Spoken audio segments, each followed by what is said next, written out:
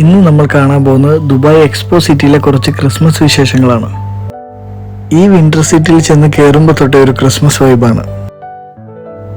ഇതുപോലെ സ്നോഫോളും ഒരുപാട് ഡെക്കറേഷനുകളും ലൈറ്റ്സും, മൊത്തത്തിലൊരു ക്രിസ്മസ് വൈബ്. ക്രിസ്മസ് സീസണിൽ ദുബായിൽ വരുന്ന ആരും ഈ സ്പോട്ട് മിസ് ചെയ്യരുത്. വന്ന സ്ഥിതിക്ക് ക്രിസ്മസ് അപ്പൂപ്പിനെ കാണാമെന്ന് കരുതി ആളുടെ വീട്ടിലേക്കൊന്ന് പോയി. ഞങ്ങൾ അവിടെ എത്തിയപ്പോൾ ക്രിസ്മസ് അപ്പൂപ്പിനെ കാണാൻ പറ്റിയില്ല. പക്ഷെ വിഷമമൊന്നുമില്ല, പകരം ക്രിസ്മസ് അമ്മൂമ്മനെ കണ്ടുപോകുന്നു.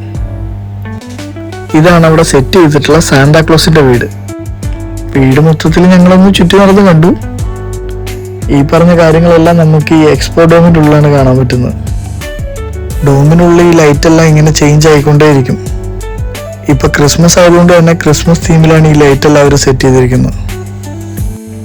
ഈ വിഷ്വൽ ബ്യൂട്ടി എല്ലാം മനസ്സിലാവുന്നുണ്ടെങ്കിൽ നമ്മൾ ഈവനിങ് ടൈം തന്നെ ഇവിടെ എത്തണം.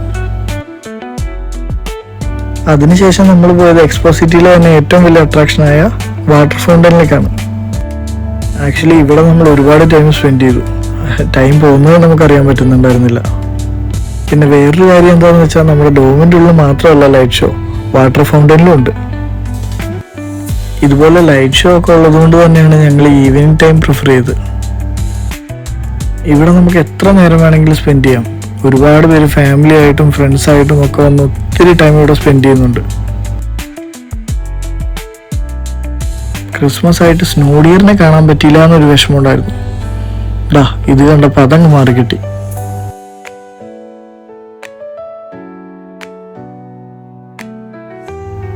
അതും ഒന്നല്ല, 2 സ്നോ ഡിയറിനെ കാണാൻ പറ്റി.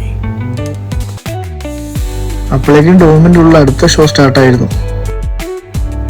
പിന്നെ ഞങ്ങൾ അങ്ങോട്ട് പോയി ഇതുപോലെ കുറച്ച് വെറൈറ്റി അണ്ണന്മാരെ പരിചയപ്പെടാൻ പറ്റി.